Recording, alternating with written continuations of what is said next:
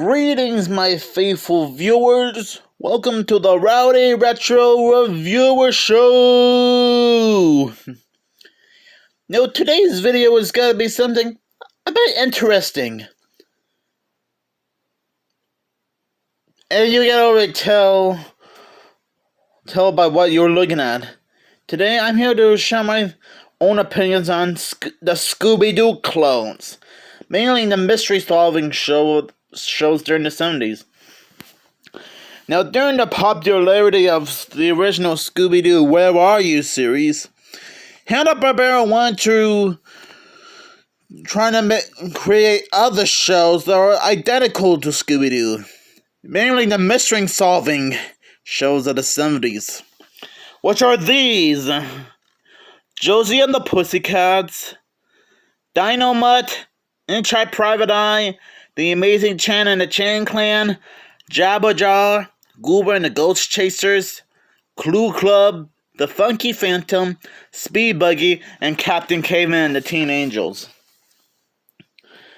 Now, I know there are like many more Scooby-Doo clones, but these are the ones that I have. And most people will often refer to these as Scooby-Doo rip-offs, but sometimes others will prefer calling them Scooby-Doo clones. And some people might be mixed on these. Some like them, some hate them, some are in between. But believe it or not, not all of them were meant to a copy of Scooby-Doo. You see, Josie and the Pussycats was already a pre-existing franchise. It actually started out as an Archie comic book series in the early 60s before becoming its own Hanna-Barbera cartoon. Which I'm guessing you guys already knew that, considering how I did a review of the live-action Josie and the Pussycats movie a while back.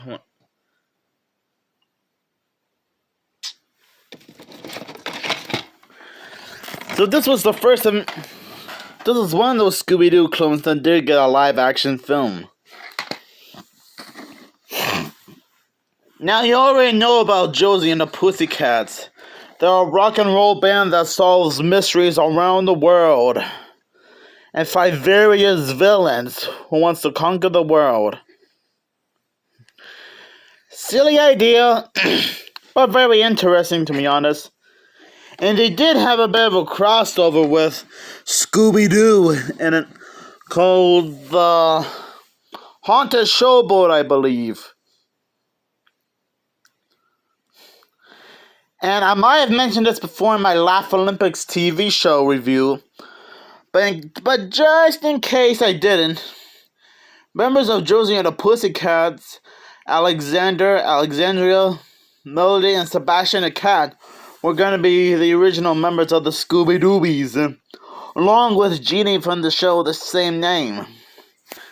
But due to some legal issues with Columbia Pictures and Archie Comics, the characters I mentioned will end up being replaced by Captain Caveman and the Teen Angels and Hong Kong Phooey. Dynam Dog Wonder, or in this case, the Scooby-Doo Dynam Hour. Now, Mystery Inc. has teamed up with Blue Falcon and Dynam several times before to help them solve crimes and defeat bad guys. You guys already knew about that, considering how it made like 3.5-ish videos about Scoob and Scooby-Doo mascot of Blue Falcon yesterday.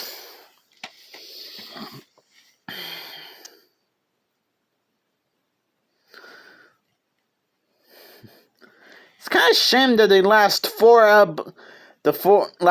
episodes of Dynam never got an official DVD release.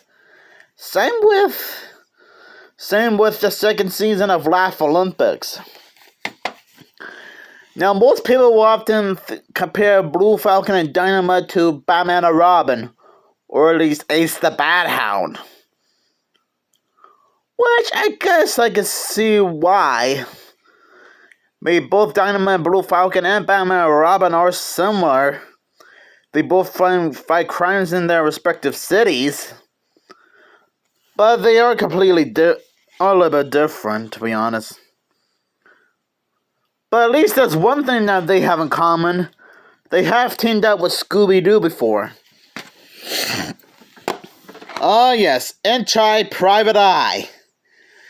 And believe it or not, he's a little tiny detective.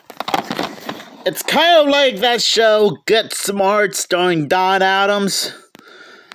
Except here, our hero's like the size of a human thumb.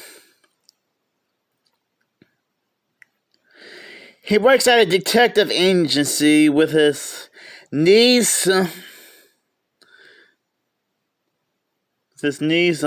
Lori, and his sidekick / partner, Gator, which is this guy in the blue suit, and the dog Braveheart.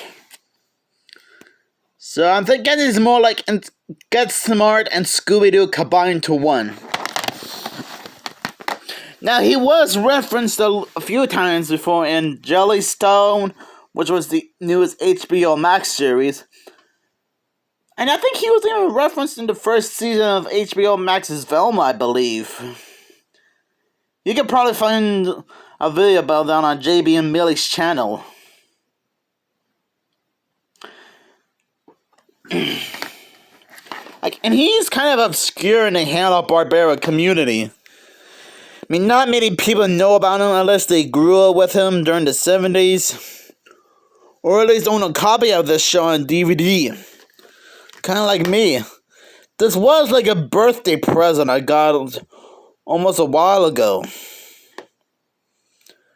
And you know, it would be pretty neat if we got an Enchai Private Eye crossover movie with Scooby-Doo. I mean, it shouldn't be that hard. We have seen them team up with Josie and the Pussycats and Dynam Dog Wonder, Jabba Jaw, Funky Phantom, Speed Buggy, and Captain Caveman, which I'll get into in a little bit. Now, I don't know who voiced Enchai Private Eye if it did get like a crossover movie with Scooby-Doo. Maybe Frank Welker would play the role as Enchai Private Eye and his dog Braveheart. Kim Akuchi might do the voice of Lori. And Gator, well, I'm guessing Scott Innes could try. Or maybe Scott Menville. I don't know. No, it probably doesn't matter anyway. The Amazing Chan and the Chan Clan. Chinese-American super sleuth Charlie Chan made his cartoon transition with his customary grace, only this time he brought along his clan, maintaining Hanna-Barbera's winning formula: kids, mysteries, canines, and van. The hit kids show also introduced some innovations. The transforming van, a double-sized team, whodunit and howdunnits, not whodunits. Oh boy. Most significant among these is the casting of the amazing Keely Luke as the voice of Charlie Chan. Not only was this the first time that an Asian American would play Charlie Chan, it marks an abrupt graduation of Mr. Luke with the original #1 son, Lee Chan of the classic Warner Olan Chan Mysteries, among those joining Mr. Luke on the voice duties of Jodie Foster, Lenny Weinbreen, and Don Messick in this complete 16-episode 2-disc collection. the amazing Chan the Chan Clan, and Abe Perlorum, and Hal. So in a nutshell, it's kind of like Scooby-Doo, but more like a guessing game. Guess who the villain is. Pretty interesting and unique, to be honest. Now, I think I've heard somewhere that they'll be making an appearance on Jellystone, or at least in an upcoming episode. Now, this is kind of like another birthday present I got last year, along with a Secret Squirrel show.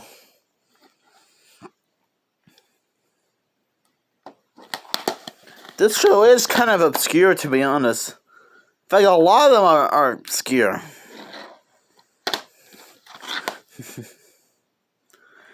And I kind of wish that we did get a revival of the show. Okay, maybe it might be a little bit controversial to do it, but maybe I should stop before I make things even awkward. Jabba Jaw the shark. Where's the mystery? Where's the mystery? No respect, no respect. Woo!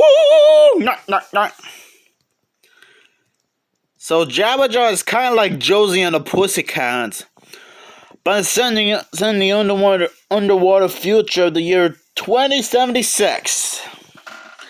And I guess Jabba Jaw is part of a band called the Neptunes, who would often solve mysteries and fight criminals.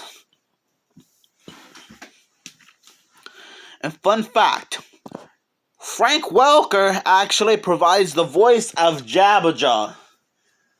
And he's basically trying to do his imitation of Curly from the Three Stooges. Which is kind of ironic, because if you watched The Skatebirds, another live-action Hanna-Barbera show that's kind of like the Banana Splits, there is a segment on that show called The Robotnik Stooges, which is like a superhero version of the Three Stooges. But that's besides the point. I'm getting off topic. And as you saw my community post, I did dress up as Jabba Jaw for EagleCon almost 3 months ago. Boy, does time fly fast, doesn't it? And he does have a bit of a connection with Scooby-Doo. He made a few guest appearances in Laugh Olympics. He appeared in an episode of Scooby-Doo Mystery Incorporated called Mystery Solvers Club State Finals, along with Funky Phantom, Speed Buggy, and Captain Caveman. I think there was going to be an episode of Scooby-Doo and Guess Who featuring Jabba Jaw, and probably some famous surfer. I can't remember who. And he did make a appearance. He did become a recurring character in Jellystone, but as a female, which is kind of weird, to be honest. And he was originally going to be part of the Falcon Force in the movie Scoob, along with a few other characters like Jack, Penelope Petstop, Atamant, and Great Babe. I already did share my thoughts on the film months ago, and brought up that little piece of information. So, I guess you guys didn't need a reminder. So far, we already covered down some of these, and some of them did have a bit of a connection with Scooby-Doo. Okay, it's Goober and the Ghost Chasers. What I like about this one is that when Goober gets so terrified, he actually turns invisible. And when he calms down, he turns visible again. Now, the show never did explain how, when, where, and why Goober got his invisibility powers to begin with. Who knows? Maybe if Warner Brothers makes a Goober and the Ghost Chasers movie, like an origin story, maybe we might find out how Goober got his invisibility powers in the first place.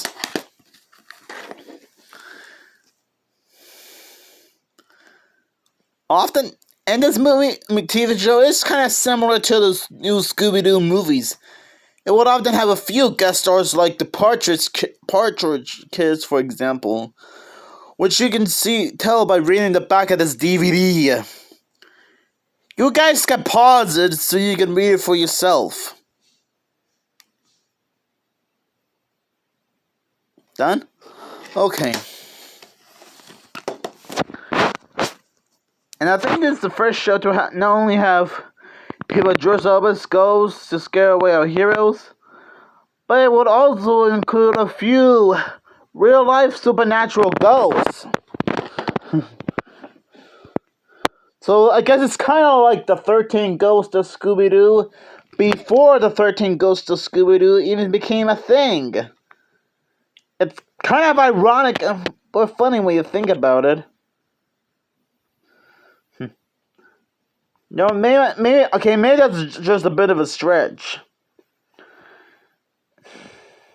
No, yeah, it is kind of a stretch for that to happen. Oh well.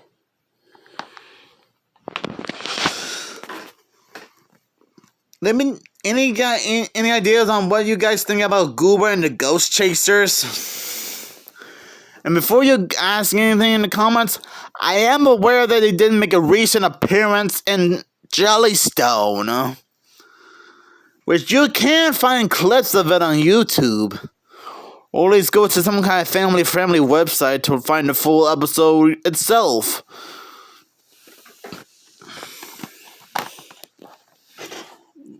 Clue Club.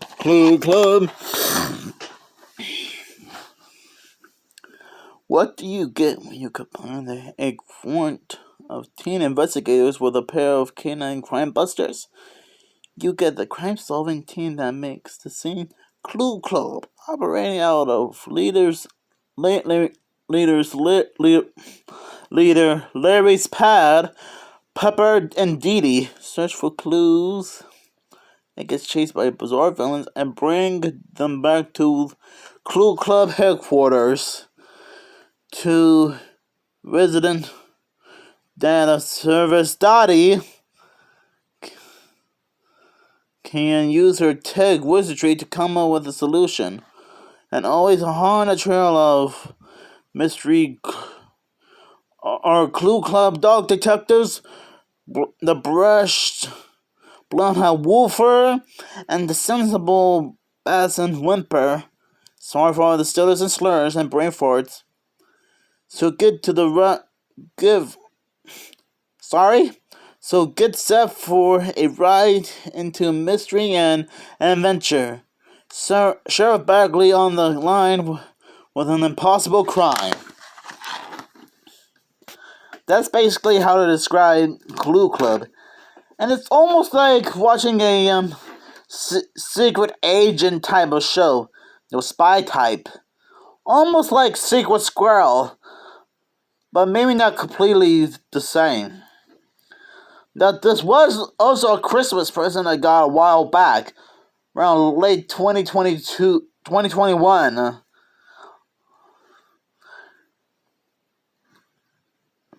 And I'm probably gonna keep saying this a lot, but they did make two brief cameo appearances in Jellystone.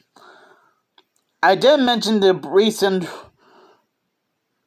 episode, which is about Yogi and Boo Boo getting into all kinds of creepy shenanigans at a cheese carnival festival, and that's featured Goober and the Ghost Chasers as a crossover episode. I guess I didn't make that part clear enough, but now I have.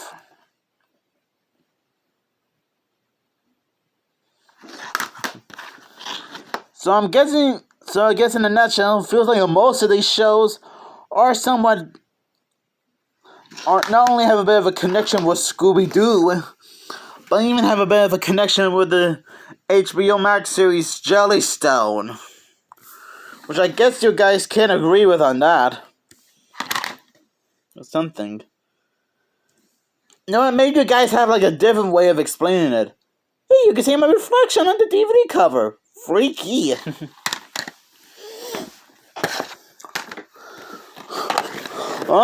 The Funky Phantom.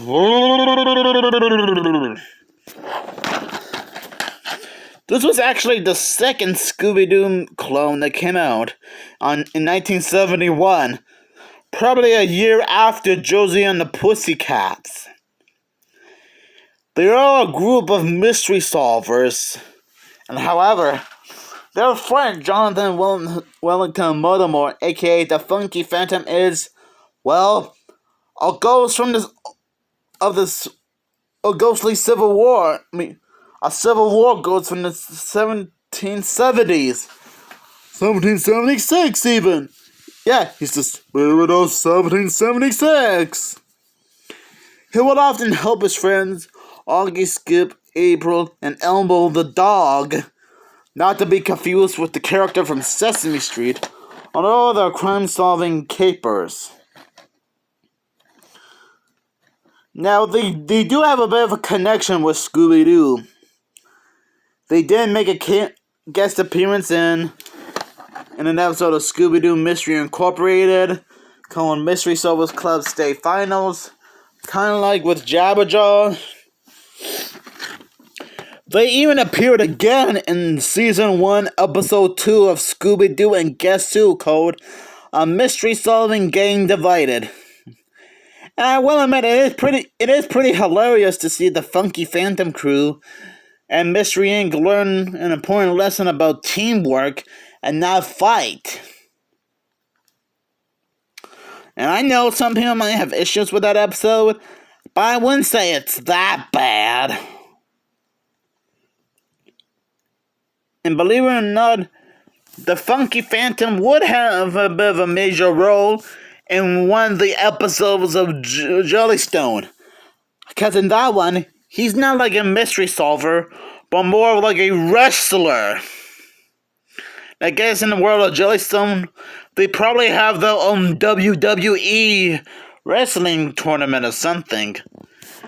Okay, maybe not completely the same as WWE, but you never know, it might as well. Oop, hold on.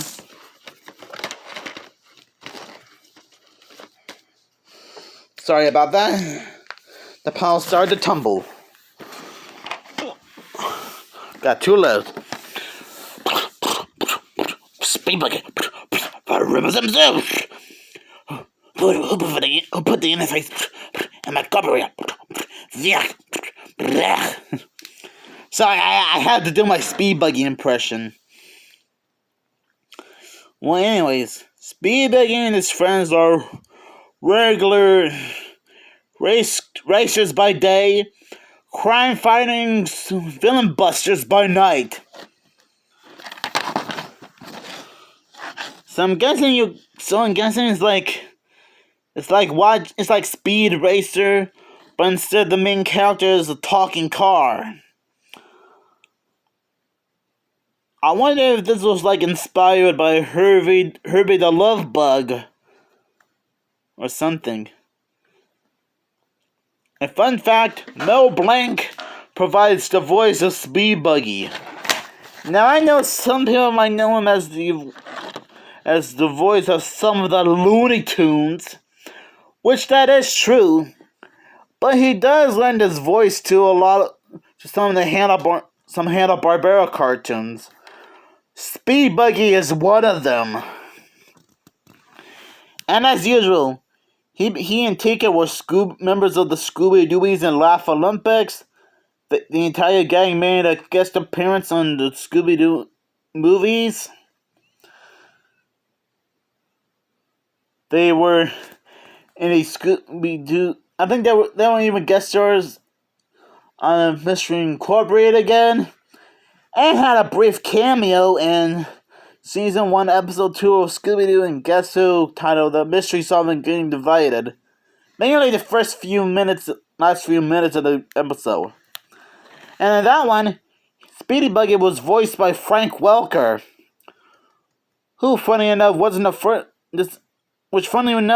first time he voiced Speed Buggy. He previously voiced him in an episode of Johnny Bravo called Bravo Dooey Doo, which was a Scooby-Doo crossover episode. Oh, and Frank Welker even voiced Tinker in Life Olympics. And I think he did make a little cameo in Jellystone. The last one to talk about. Captain Caveman! And the Teen Angels. Now, funny enough, this show lasted a little bit longer than the other Scooby-Doo clones. Now, since these had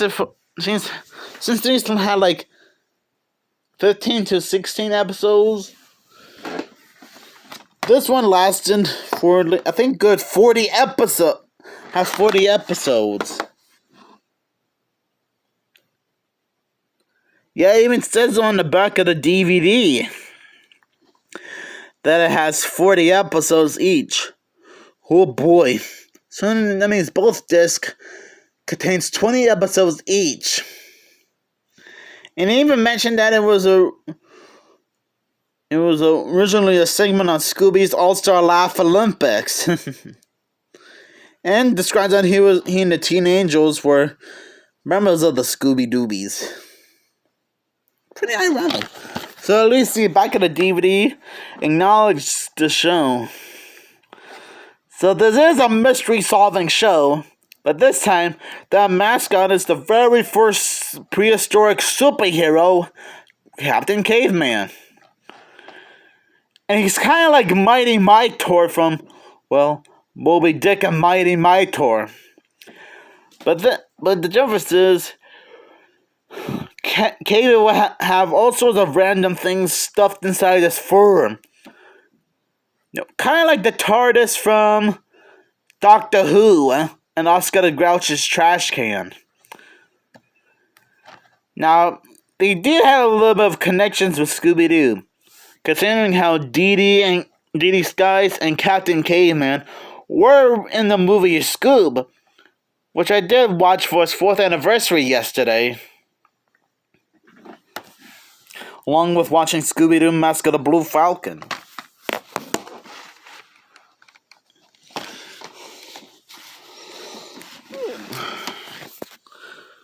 Well, anyways, thank you guys for watching this video and understanding how these Scooby-Doo clones became to be, as well as having a bit of a connection with Scooby-Doo. Which, again, I know there have been countless videos about this, but it doesn't hurt for me to tag along. But anyways, thank you guys for watching, and stay groovy! Or let me know what your thoughts on these Scooby-Doo clones in the comment section below.